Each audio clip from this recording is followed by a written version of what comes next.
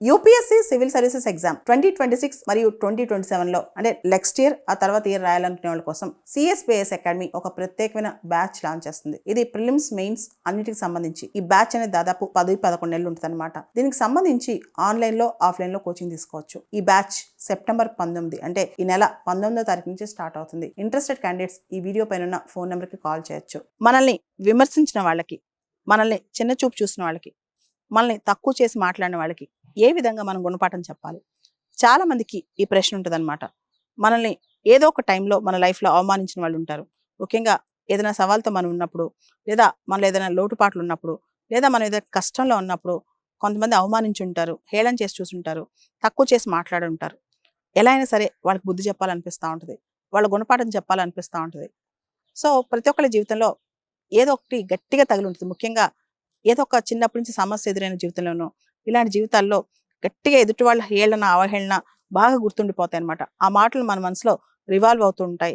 వాళ్ళ మొక్కలు మనకు కనిపిస్తూ ఉంటాయి. మనల్ని వాళ్ళు ఇంకా అదే అవహేళన చేస్తున్నట్టు అనిపిస్తూ ఉంటుంది అనమాట. ఆ టైంలో మనం ఏ విధంగా రెస్పాండ్ అవ్వాలి, ఏ విధంగా అనిపించాలి, ఏ విధంగా ఆలోచించాలి, ఇది ఒకసారి గుర్తుపెట్టుకోండి.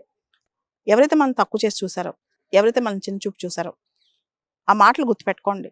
ఆ మనుషుల్ని ఇగ్నోర్ చేసేయండి. ఆ మాటలు పూర్తి స్థాయిలో గుర్తుపెట్టుకోండి. ఆ మనుషులు మాత్రం మర్చిపోండి.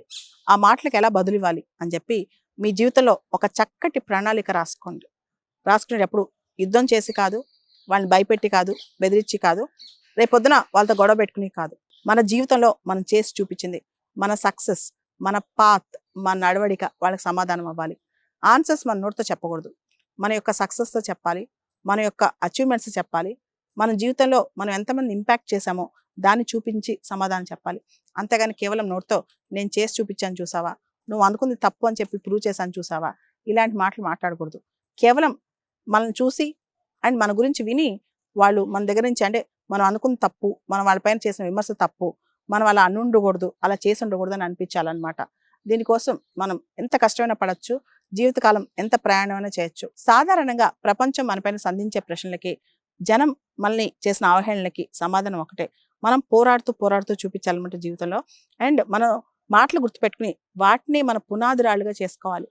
మనం ప్రతి లక్ష్యం టైం బౌండ్నెస్ పెట్టుకుని 1 year తర్వాత ఇలా ఉండాలి, 5 years తర్వాత ఇలా ఉండాలి, 10 years తర్వాత ఇలా ఉండాలి అని చెప్పి రోజువారీ, వారాల వారి, సంవత్సరాల వారి ప్రణాళిక వేసుకుని మనం ఎదురీది చూపించాలన్నమాట.